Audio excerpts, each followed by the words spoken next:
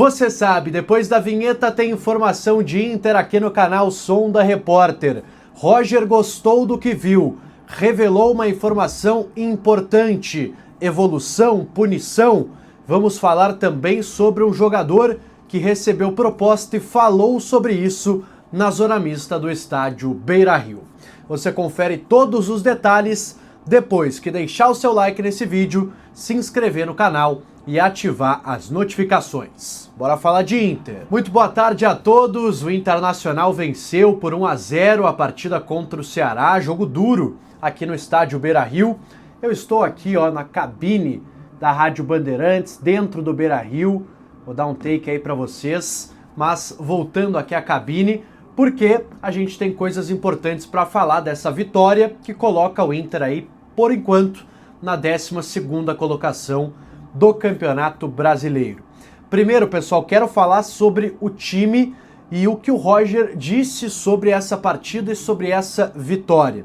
A minha pergunta para o Roger foi a primeira da coletiva e justamente foi sobre o time que ele escalou, com o Bernabei começando a partida, com Carboneiro, com Wesley, se esse é o Inter ideal que o Roger imagina para as partidas mais importantes das Copas, contra o Fluminense e contra o Flamengo. O Roger pisou em ovos, disse que é o Inter ideal do momento, mas deixou escapar no meio da resposta que sim, esse é o Inter que ele projeta para esses jogos, digamos, mais quentes da temporada. Lembrando que daqui a 10 dias o Inter já tem um desses, partida contra o Fluminense aqui dentro do estádio Beira-Rio. O Roger também destacou sobre a partida que gostou principalmente do primeiro tempo, que o time tem uma evolução nítida da partida contra o Vitória para essa partida contra o Ceará e que sim, espera melhorar ainda mais nos próximos jogos para que chegue na sua melhor condição nessas partidas importantes. O Inter que volta a campo nesta quarta-feira contra o Santos, partida na Vila Belmiro também pelo Campeonato Brasileiro. O Roger destacou algumas atuações, principalmente a de um jogador que foi muito elogiado por ele, Thiago Maia. Para o Roger, o Thiago Maia foi o melhor em campo, eleito aí por pouquíssimas pessoas, talvez, como o seu melhor em campo. Trago o exemplo aqui da Rádio Bandeirantes, que elegeu Alan Patrick. Vi que outras rádios também elegeram camisa 10 como o melhor em campo. Afinal, ele fez o gol, criou oportunidades e foi também um dos destaques. Mas para o técnico Roger, Thiago Maia foi a principal surpresa, carteou o jogo, marcou bem, segundo Roger, e fez aquilo que se esperava de um camisa 5. O Roger chegou até a dizer que o Thiago Maia relembrou os velhos tempos e voltou a ser um bom primeiro volante, como ele já foi durante a sua carreira e também parte aqui da sua passagem pelo Internacional, lembrando que com o Eduardo Cudê, o Thiago Maia jogou como camisa 5. O Roger gostou do que viu, mostrou uma certa preocupação com a segunda etapa, principalmente após a saída dos titulares, a entrada do Luiz Otávio, do Diego Rosa, que entraram não tão bem na partida, principalmente o Diego Rosa, e o Inter acabou chamando o Ceará principalmente na segunda etapa, mas questões corrigíveis. Foi como abordou aí o técnico Roger em relação a esses problemas. Quero abordar também aqui nesse vídeo, pessoal, outras duas situações que me chamaram bastante atenção ao longo da partida. A primeira é a punição da torcida Guarda Popular, que por conta de algumas confusões do lado de fora do Beira-Rio em outros jogos, em outros dias, acabou sendo punida pela Brigada Militar. Ou seja, a partir desse domingo, a Guarda Popular está proibida de utilizar as suas faixas que identificam a torcida, os seus instrumentos. Foi uma torcida bem silenciosa aqui no Beira-Rio nesta manhã, contou aí com os instrumentos da camisa 12, da Nação Independente, de outras torcidas aqui do Inter, mas a principal, que é a Guarda Popular, ficou apenas no canto, na palma, no grito, e a gente viu um Beira-Rio mais quieto neste domingo. E há uma preocupação também forte, porque isso implica, claro, nos jogos também das Copas, da Copa do Brasil contra o Fluminense, já agora no dia 30, depois contra o Flamengo no dia 7, no dia 13, perdão, não, peraí, agora me confundi. contra o Flamengo no dia 20 de agosto, aqui em Porto Alegre. Então, dia 30 de julho e 20 de agosto são datas que preocupam, principalmente a direção do Inter, que pode fazer um movimento para ter a banda do clube nessas partidas e pelo menos amenizar um pouco dessa festa que está, pelo menos parcialmente, cortada aí pela Brigada Militar por conta de brigas, né? Infelizmente, alguns membros seguem brigando, são vários núcleos da Guarda Popular que acabam tendo algum tipo de racha dentro da própria torcida, então isso acaba sempre chamando bastante atenção e me chamou a atenção esse Beira-Rio um pouco mais quieto hoje na partida contra o Ceará. Em compensação, o Beira-Rio se manifestou bastante na segunda etapa com a entrada do Ener Valencia, e aqui é um capítulo à parte. Por quê?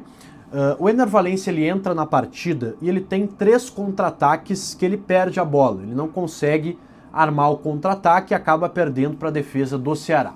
Na terceira tentativa, a torcida vaia o Ener Valencia depois dele perder a bola para o zagueiro da equipe nordestina. E aqui não é fazendo uma defesa ao Ener Valencia, tá?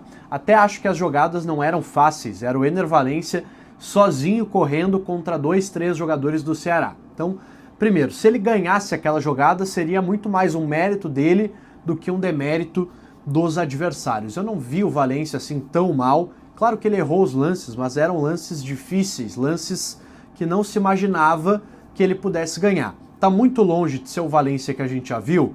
Tá, muito distante mesmo. E o Roger admitiu também isso na entrevista, dizendo que centroavantes passam por bons e maus momentos. Acontece que o mau momento do Valencia, ele já vem de muito tempo, acabou sendo vaiado por parte da torcida, depois de 30 segundos acertou uma jogada e foi aplaudido. Então o próprio torcedor já está sem paciência em relação ao Ener Valencia. Falando de centroavantes, hoje o Borré fez uma boa partida, apesar de ter perdido um gol também na cara do goleiro do Ceará, deu um belo passe para o Alan Patrick, assistência para o gol do Inter.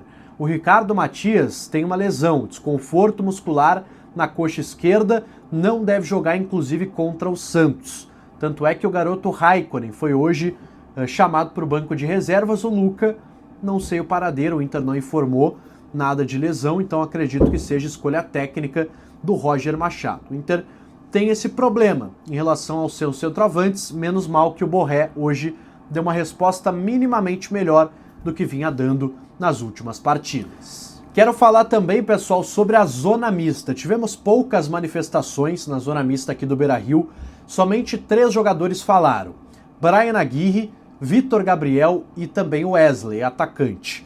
O Aguirre não disse nada demais, falou ali sobre a vitória, sobre a regularidade dele. Aliás, sobre isso o Roger destacou também na entrevista que o Aguirre sempre é um cara muito regular, que entrega sempre no mínimo uma nota 6, 6,5, e o Roger gosta bastante disso, é um jogador realmente que apresenta bons jogos já de muito tempo com a camisa do Inter, foi bastante elogiado. O Vitor Gabriel falou sobre voltar a ser zagueiro, disse que não se importa em fazer a lateral, mas que se sente à vontade também como zagueiro. Falou sobre a negociação da sua permanência, disse que não sabe de nada, que tudo está com o empresário, mas que tem convicção de que as coisas terão um final feliz para que ele fique no Internacional, e isso já adiantei para vocês, vai acontecer.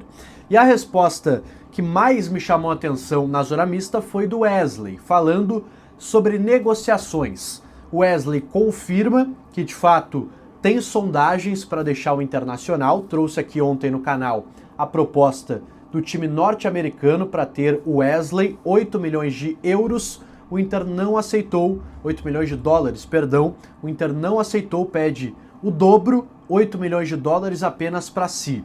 O Wesley admite que esse bom momento dele no Inter gera atenção de clubes de fora, mas garante que está focado no Internacional. Chegou até a dizer, olha, tem um contrato, o que tiver que acontecer vai acontecer, e já adianto para vocês, não vai acontecer, o Inter não vai vender o Wesley, e ele segue focado no Inter, pelo menos pelas palavras do jogador. Me chamou a atenção também uma outra resposta do Wesley, dando conta que ele não se importa tanto assim em jogar pela direita. Ele diz que prefere, obviamente, estar do lado esquerdo, mas que está na direita acomodando outros jogadores. E a gente sabe que ele está falando do Carboneiro. Aliás, sobre isso vocês também viram a mijada, e aqui peço perdão pela expressão, que o Alan Patrick deu no Carboneiro ao longo da partida. Isso não teve maiores repercussões após o jogo, o Roger não foi perguntado, ninguém mais falou sobre isso, mas certamente algo ali que os dois conversaram após a partida, se acertaram, mas uma cobrança forte em relação ao cartão levado pelo Carboneiro ainda no primeiro tempo. Tá certo, galera?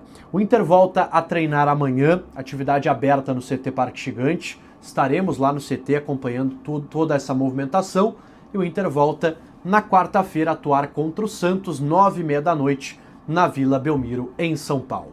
Deixa aqui embaixo o seu comentário, a sua análise sobre o jogo. Eu acho que foi uma boa partida, principalmente no primeiro tempo. No segundo, me deu uma preocupada ali a atuação do Internacional. Deixe a sua opinião aqui nos comentários, deixe seu like nesse vídeo, se inscreva aqui no canal, ativa as notificações e eu volto num próximo conteúdo aqui no YouTube. Um abraço a todos e até a próxima!